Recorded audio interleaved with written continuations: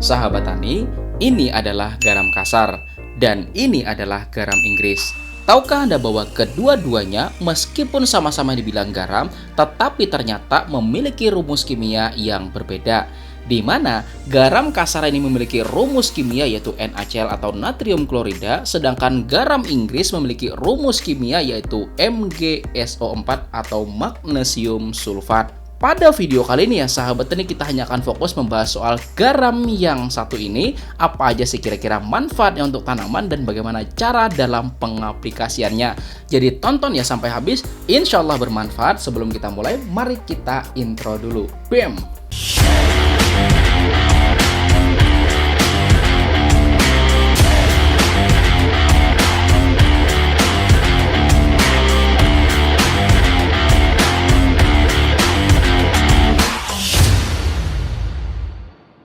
Sebelum kita mulai, boleh klik dulu ya tombol jempolnya, mudah-mudahan ilmunya makin berkah dan rezekinya tambah banyak lagi, amin.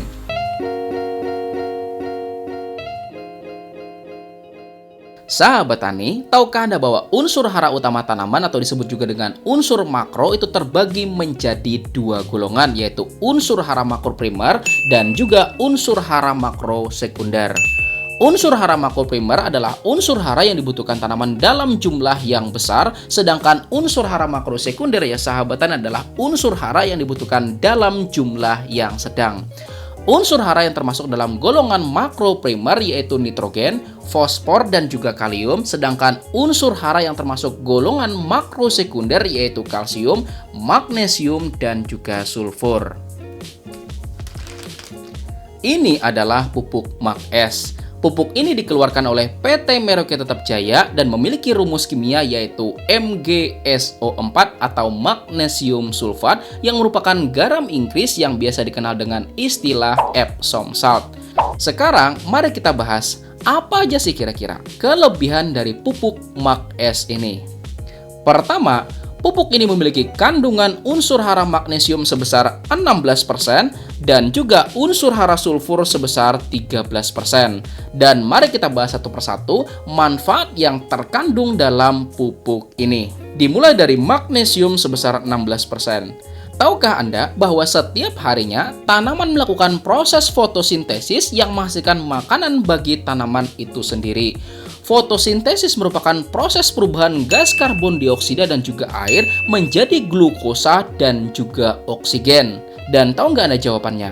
Kenapa gitu loh? Kalau siang-siang pas panas gitu cuacanya, saat kita berteduh di bawah pohon kok rasanya sejuk adem gitu. Jawabannya kenapa coba? Ya karena proses fotosintesis ya sahabat tani. Dan yang bikin dingin sejuk adem gitu ya sahabat tani karena oksigen itu diproduksi dan dihasilkan dari hasil fotosintesis. Apalagi kita duduknya sambil ngelamun mikirin yang disayang gitu ya sahabat tani. Saya yakin bakal tambah adem ya enggak? Nah, proses fotosintesis tanaman itu sangat dipengaruhi oleh yang namanya klorofil, di mana klorofil adalah pigmen pemberi warna hijau pada tanaman. Semakin baik klorofil tanaman, maka proses metabolisme yang merupakan penyerapan energi matahari yang kemudian diubah menjadi energi menjadi semakin baik. Tetapi sebaliknya, kalau klorofilnya itu nggak baik atau bisa dibilang nggak sehat gitu ya sahabat tani, maka energi yang dihasilkan pun bakalan nggak maksimal. Dan tahu nggak Anda? Proses metabolisme ini juga mempengaruhi kemampuan atau ketahanan dari tubuh tanaman kita tuh terhadap resiko serangan penyakit. Lalu, tahu nggak Anda unsur hara apa yang berperan dalam pembentukan klorofil ini? Ayo, jawabannya adalah magnesium kayak gitu ya sahabat tani. Dan gejala tanaman ketika mengalami kekurangan unsur hara magnesium bisa dilihat pada gambar berikut ini, silakan.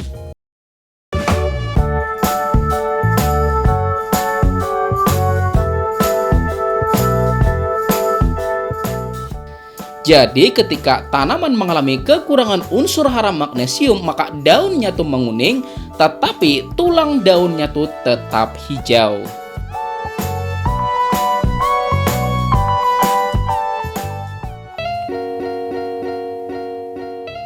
Kemudian sulfur sebesar 13%. Sulfur berperan dalam pembentukan beberapa asam amino dan juga protein bagi tanaman kita.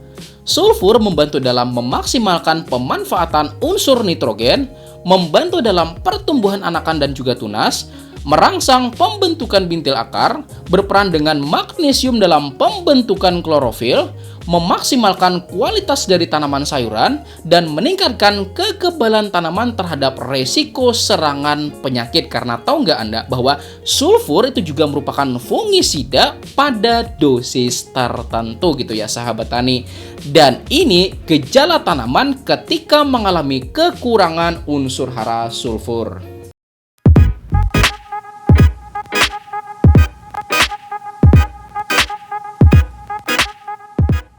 Nah, bisa dilihat ya sahabat tani, gejalanya tuh menguning, mirip kekurangan unsur hara nitrogen.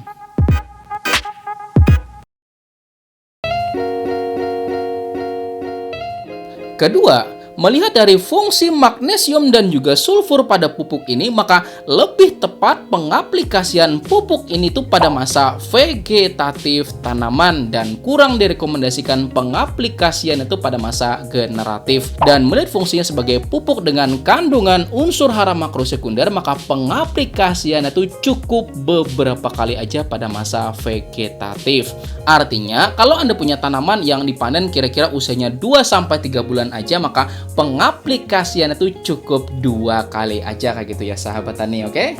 Ketiga, seperti bentuknya ini, kelihatan ya sahabat tani bahwa pupuk ini memiliki bentuk butiran kristal berwarna putih dan diklaim bisa larut 100% di air.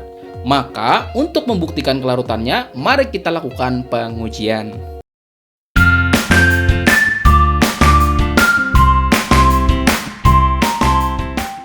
Nah, ini ada air sebanyak 100 ml. Dan kita akan ambil pupuk ini tuh sebanyak 1 gram aja.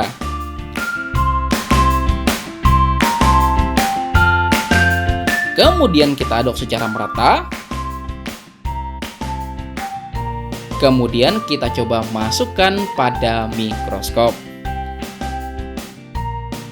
Nah, ini adalah penampakan ketika di zoom dengan menggunakan mikroskop. Bisa kelihatan kan ya sahabat tani, ternyata tidak ada semacam butiran-butiran kayak gitu di dalamnya.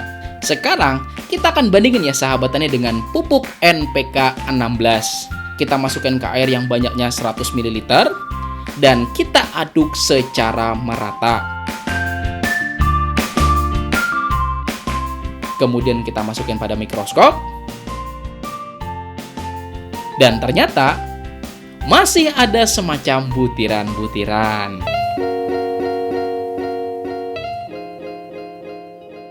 Maka ketika pupuk ini bisa larut 100% di air, maka pengaplikasian pupuk ini bisa dilakukan dengan aplikasi semprot, kocor, irigasi tetes atau vertigasi, sprinkle, dan juga sistem hidroponik gitu ya sahabat tani. Dan mungkin Anda bertanya, ditabur boleh nggak pupuk ini? Ya jawaban saya boleh-boleh aja gitu ya sahabat tani.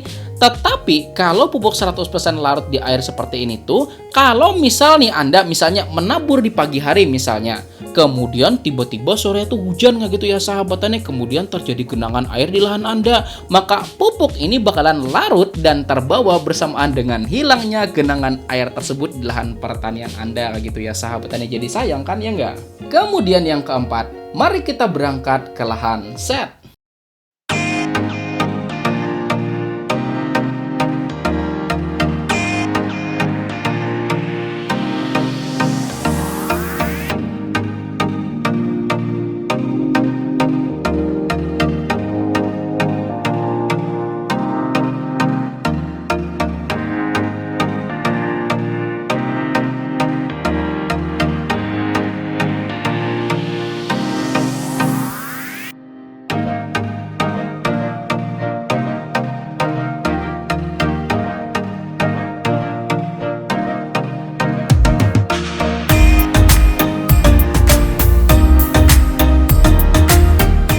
Nah, untuk pengaplikasian pupuk ini dilakukan dengan cara disemprotkan atau aplikasi foliar dengan dosis yang diberikan yaitu kisaran 2-4 gram per liternya.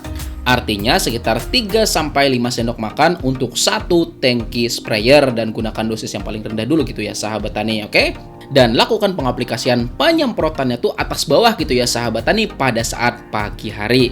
Dan kalau Anda mau tambahkan dengan pupuk organik cair dalam pengaplikasian itu boleh kok ya sahabat tani. Dan sepengalaman kami yang paling cocok untuk dikombinasikan itu adalah bakteri fotosintesis. Karena bakteri fotosintesis itu tuh ya sahabat tani berisikan bakteri tertentu yang dapat membantu tanaman dalam melakukan proses fotosintesis. Jadi double action nggak gitu ya sahabat tani, mantap? Nah, silakan disimak. Ini adalah penampakan bakteri fotosintesis. Jadi dengan mengkombinasikan antara pupuk yang punya kandungan magnesium dan juga sulfur bersama dengan bakteri fotosintesis, maka dapat menjaga dan juga memaksimalkan dari proses metabolisme tanaman kita. Dan mungkin Anda bertanya, nggak apa-apa dicampur? Jawaban saya nggak apa-apa gitu ya sahabat tani. Dan buat sahabat tani yang belum tahu bagaimana sih tutorial pembuatan dari bakteri fotosintesis, maka tutorialnya ada kok di channel ini, silahkan tonton pada video yang ini gitu ya sahabat tani, oke?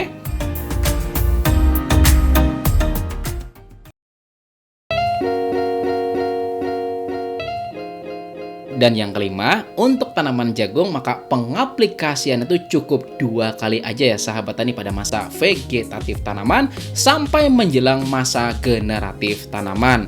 Dan untuk tanaman yang usianya sama maka pengaplikasiannya juga sama kayak gitu ya sahabat tani, cukup 2 kali aja pada masa vegetatif.